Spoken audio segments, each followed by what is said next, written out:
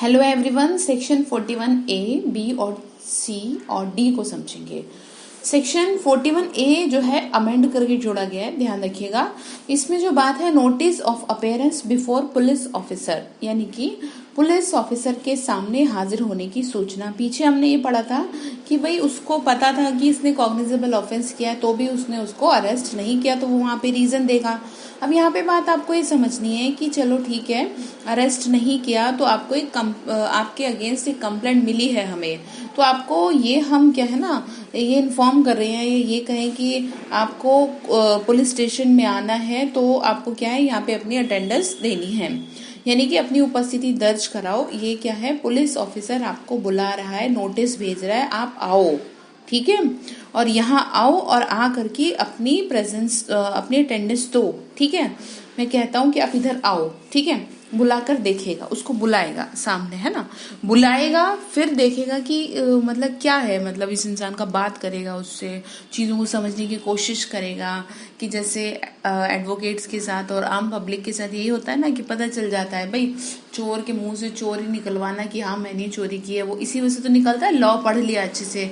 ठीक इसी तरह से पुलिस को भी ट्रेनिंग दी जाती है इन चीज़ों को समझने के लिए। तो उसने बुलाया उसे जिसके अगेंस्ट कंप्लेंट गई और देखा, उसने समझने की कोशिश की कि इसके दिमाग में आखिर चल क्या रहा है, ठीक है। अगर वो सेटिस्फाई हो जाता है उससे बात करने के बाद, उसे कुछ गड़बड़ लगती है, ठीक है, कि भाई कुछ तो है पंगा, तो क्या करेगा वो, देन एंड देयर वो उसको अरेस्ट कर सकता है, ठीक है। तुरंत भी करेगा, ध्यान रखिएगा।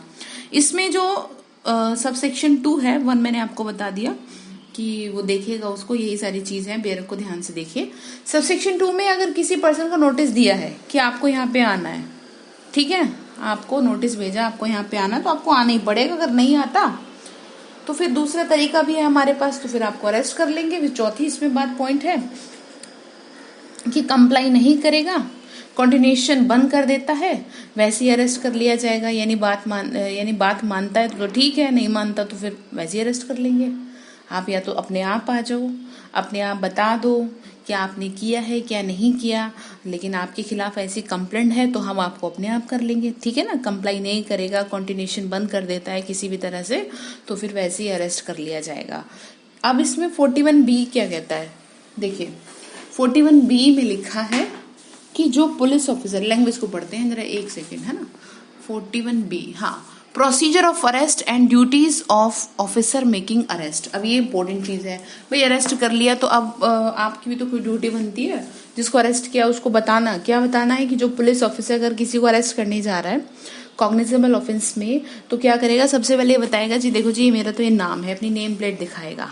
उसका नेम प्लेट का सही से पहना होना बहुत जरूरी है, इसीलिए देखिए, जैसे मैं आपको एक और एग्जांपल देती हूँ। कई बार नोटिस आता है, और एक तो नोटिस नॉर्मल होता है, एक लीगल नोटिस होता है, एक समन होता है, एक वारंट होता है, तो आप अच्छी तरह जानते हैं।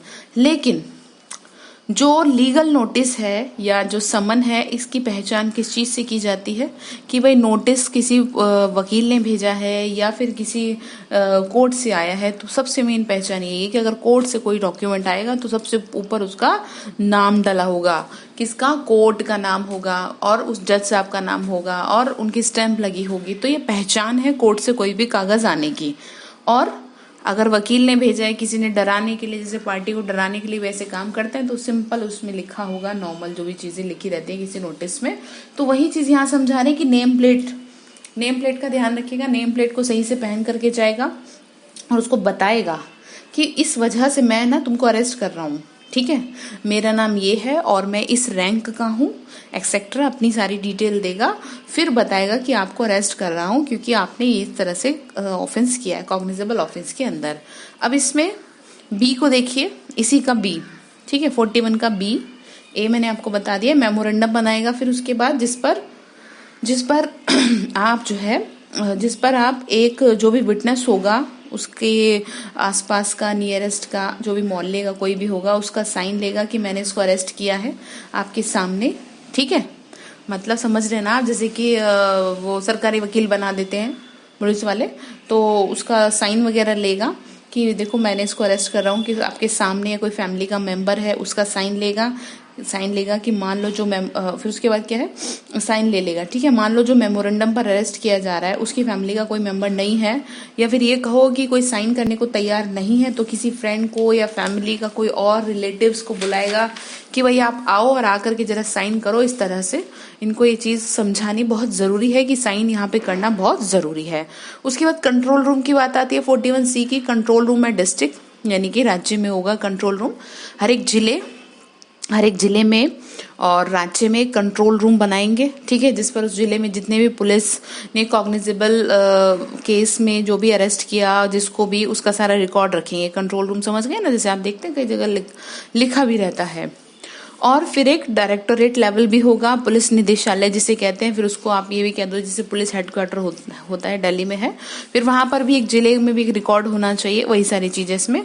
जिला रिकॉर्डेड लेवल पर जिला जो है recorded level for record at the state level पर अनिवार्य है होना, ठीक है। जनरल पब्लिक भी देखेगी उसको कि भाई हाँ है।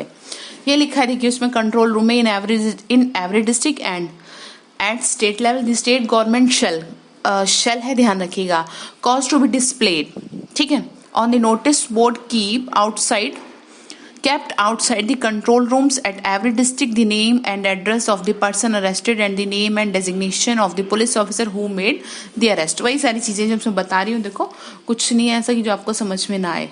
राज्य स्तर पर पुलिस मुख्यालयों में नियंत्रण कक्ष यानी कंट्रोल रूम टाइम टाइम पर गिरफ्तार किए हुए जो भी अपराधी हैं उनकी सारी जानकारी उसको रिकॉर्ड करेगा और आम जनता की जानकारी के लिए डाटाबेस रखेगा उस चीज का कि भाई हाँ देखो ये इस नाम का आदमी हमारे पास है, मतलब हमारे क्रिमिनल रिकॉर्ड में। जैसे कि इसको ऐसे समझिए जैसे कि अगर आप CID देखते होंगे तो उसमें होता है ना कि अगर किसी पे भी शक हो तो सबसे पहले वो अपना क्रिमिनल रिकॉर्ड चेक करते हैं कि क्या ये इसका क्रिमिनल रिकॉर्ड क्या था या इस नाम का कोई आदमी है क्या। तो वो कैसे पता चलेगा, जब आप रिकॉर्ड रखेंगे वही तो डिस्ट्रिक्ट लेवल पे भी रिकॉर्ड रखा जाएगा और स्टेट लेवल पे भी रखा जाएगा और स्टेट गवर्नमेंट की उससे रखा जाएगा, ठीक है। अब उसके बाद क्या है, राइट ऑफ द पर्सन। अब राइट ऑफ द पर्सन में बात क्या है, राइट ऑफ द पर्सन में आपको उसको बताना होगा, ठीक है, कि क्या क्या है इसमें आपका राइट वगैरह जो भी है बताया गया है। अच्छा, इसमें ये 3 ही पॉइंट है जो मैंने आपको बता दिया। हाँ, 41D में है right of the person. Right of the person से मतलब ये है जिसको अरेस्ट किया उसका ये राइट है कि इंटेरोगेशन के दौरान वो क्या कर सकता है, एडवोकेट से मिल सकता है या फिर उसकी पसंद का कोई एडवोकेट वो अपनी पसंद का कोई एडवोकेट कर सकता है। तो इतनी बात आपको समझ में आ गई, ABCD, ठीक है। इसको याद रखेंगे, एक एक वर्ड से याद रखें, इतना ही क्लियर है, इतना ही सफिशिएंट है आपको अपने एग्जाम के पॉइंट ऑफ व्यू से कि किस तरह से आपको ध्यान रखना है। क्योंकि CRPC कोई प्रैक्टिस के लिए नहीं पढ़ रहे हैं हम, यहाँ पे हम पेपर निकालने के लिए पढ़ रहे हैं। तो पेपर निकालने के लिए जैसे जैसे बता रही हूँ पढ़ेंगे तो आपका फायदा ही होगा।